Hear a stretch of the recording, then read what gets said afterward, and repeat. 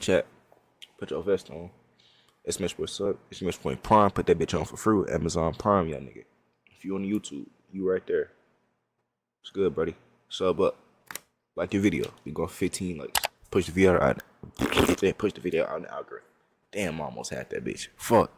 Alright, today we got Logan Paul is still a terrible person. The Pokemon situation. I didn't hear shit about Logan Paul and the Pokemon situation. I just dropped the Pokemon video like 2 days ago. I ain't hear shit about, bro. I think I dropped that shit today. I don't know. Either way, it was in the last day or two. Feel me?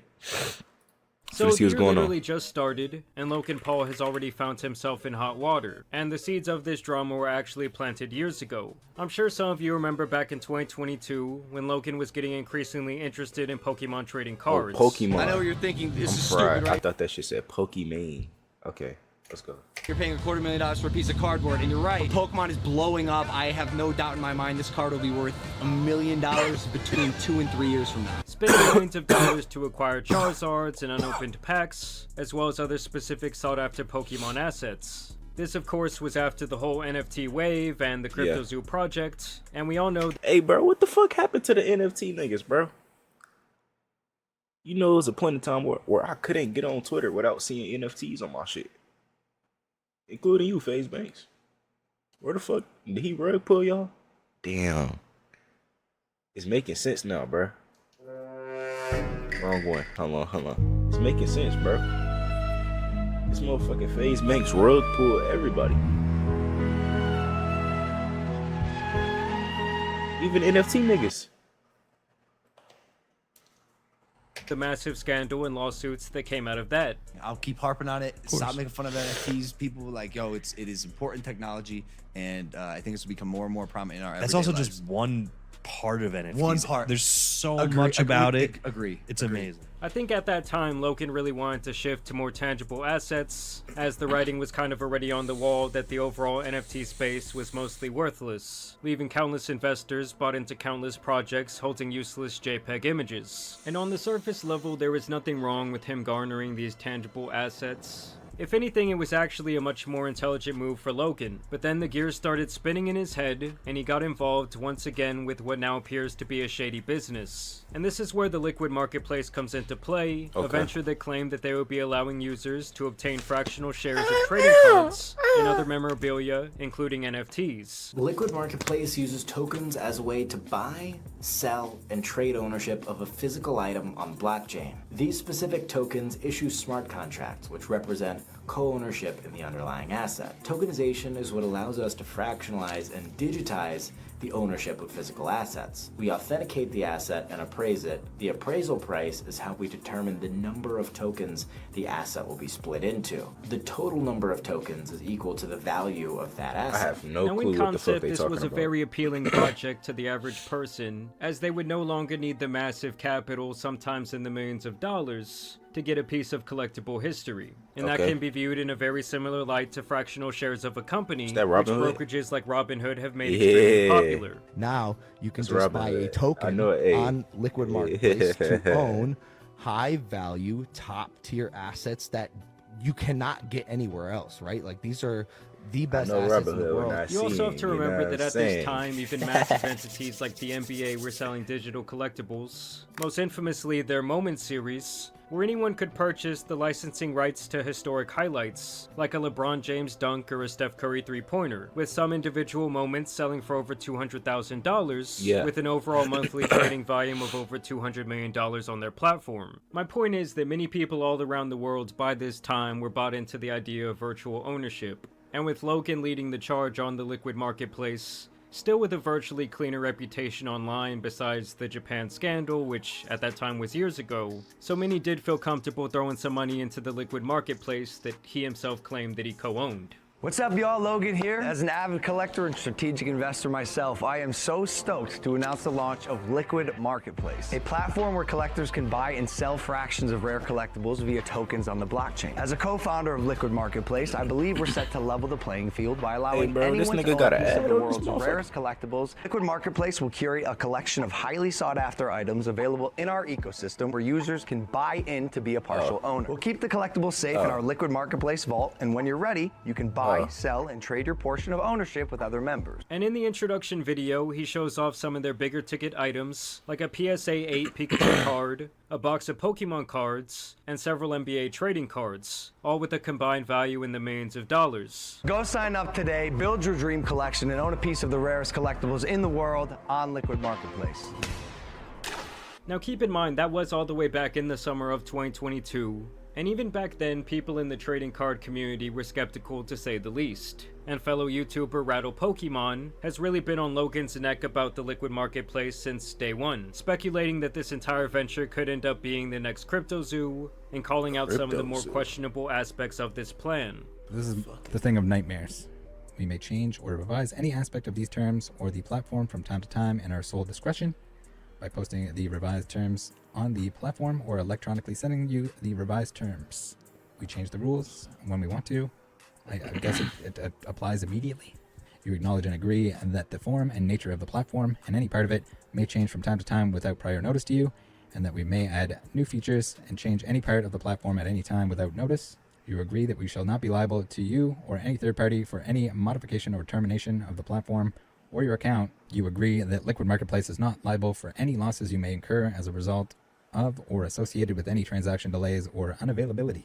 Now when we fast forward to 3.5 years later, the situation has finally come back to rear its ugly head, and it was all sparked by yet another video that Logan Paul himself released, where he claims that he will be selling his most prized Pokemon card, a PSA 10 Pikachu Illustrator, for $5.3 million, also including a royalty of this entire $25 million auction that the card would be sold at. I want to do the biggest Pokemon and TCG auction ever. I will give you a piece of every single thing that we sell in that auction. We'll make that lot number one. So if I have a $25 million auction and you're getting a piece of it, it's like a royalty, right? I mean, you know, it's free money. My heart tells me to do this deal with you, and so I will do the deal with you. Great.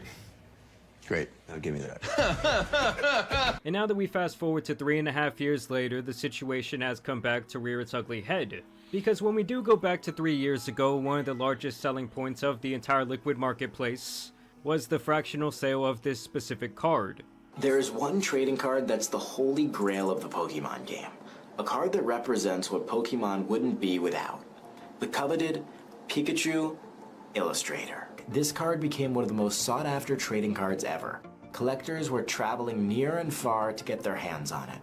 Logan Paul made it his mission to own the only copy of the card that received a PSA 10 rating. It completed a sale, making it the most expensive card in the world. Co-ownership of this card means that you're not just a partial owner of the world's most expensive trading card, you would own a piece of history. So, avid collectors, Pokemon lovers, people who just want bragging rights, the time is now.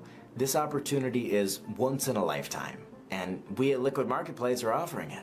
Now this was advertised dozens of times by the Liquid Marketplace brand, using Logan's likeness over and over again to promote the sale of this card. I am listing my one-of-one PSA 10 Pikachu Illustrator on Liquid Marketplace. Hey, that's a no fucking promotion, my nigga. To buy and I get it, co-own Liquid Markets. The only one-of-one cool. PSA 10 Pikachu Illustrator in the world. So instead of me being the only person in the world who owns this card, we as a collective can own it together.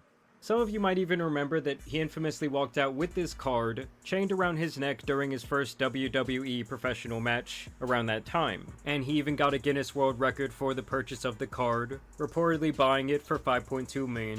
This motherfucker, bro. My whole life.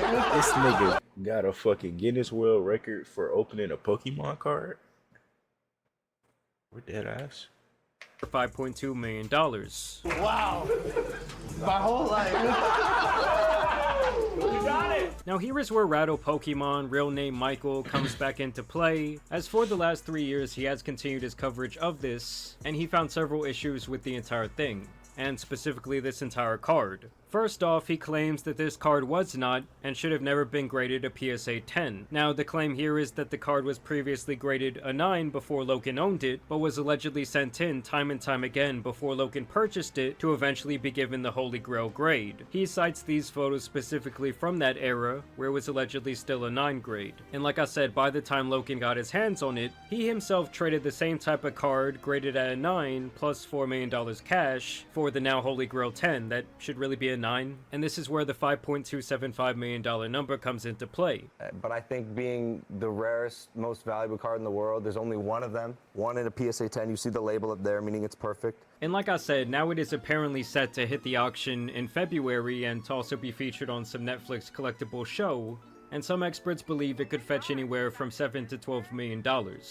This card couldn't be bought. It was earned. And this left many people wondering a few things, but mainly why the sale of this was going to be allowed if so many people had this fractional ownership of the card from the liquid marketplace. And would they get paid out from the alleged sale in this video, or even the eventual auction set to take place in a couple of days? Now, in response to all of this negative publicity, Logan said this: "Attention liquid marketplace users. As you may know, the PSA 10 Pikachu Illustrator was previously listed on liquid marketplace, where users could purchase tokens that, according to the company, represented fractional ownership interest in the card. In May 2024, consistent with the platform's terms, I paid a substantial buyout amount to the platform, which was intended to be distributed to fractional owners based on their respective percentages. I was informed at the time that the funds had been distributed accordingly." Meaning around 2 years after the fractional sale of this card, Logan says he used some sort of loophole-esque term to buy back a rumored 49%. This was the amount of the card that he no longer owned after the initial fractional sale, so he allegedly always had 51% in his possession. And now he got the rest of the pie too, rumored to have cost him around $250,000 for this repurchase. Which, if I'm doing the math on this alleged buyback,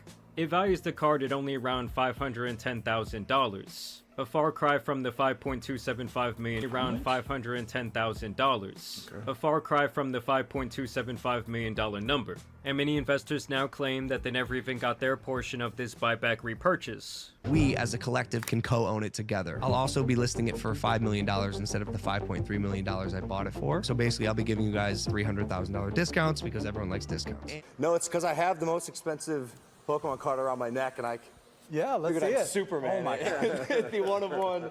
Unfortunately, afterward, the company and some of its principals face regulatory scrutiny, a process in which I have no involvement or insight, as it does not relate to me. As a co-founder of Liquid Marketplace. What's up, y'all? So you may have seen me introduce myself as a co-founder of Liquid Marketplace. I recently learned that the platform also experienced operational issues, which affected user access to accounts and funds held on the platform. As a result, many Liquid Marketplace users have been unable to access their buyout proceeds or wallet balances, with no clear timeline for resolution. For those affected and unable to withdraw your funds, please know that I am actively working with Liquid Marketplace to help ensure these funds can be released in the near future, just as intended when I repurchased the Illustrator in May of 2024. Stay tuned for updates. So to me, in my personal opinion, this whole thing looks eerily similar to like a CryptoZoo 2.0. And it is also my opinion that Logan is trying to kind of wash his hands of this entire Liquid Marketplace idea. This card couldn't be bought. It was earned. Michael says that even back in 2023, Logan had already branded away from the company. Here it is. Here's the current status, the current bio here.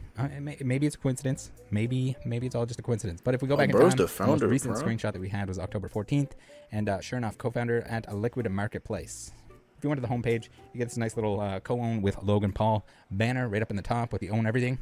They don't make very many changes to their website, so this is definitely an odd one. But we look at it now, nothing. We got own anything, and the Logan Paul advertising from the main page here, she gone.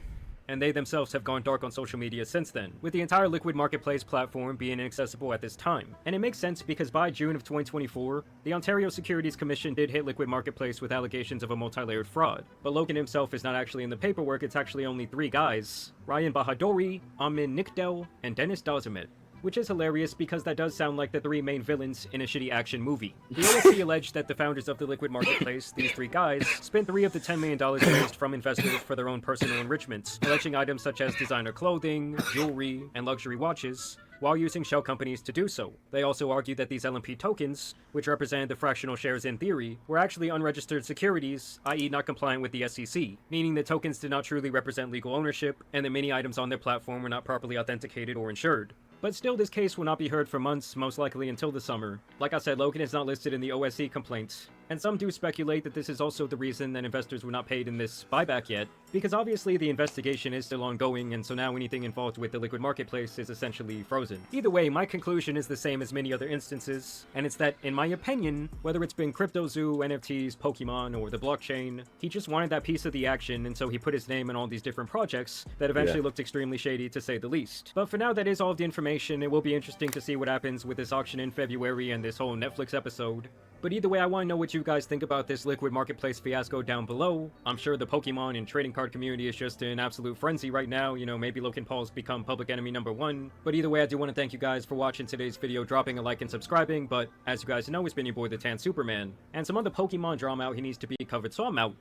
Peace. I would love to keep this for myself, to be honest, but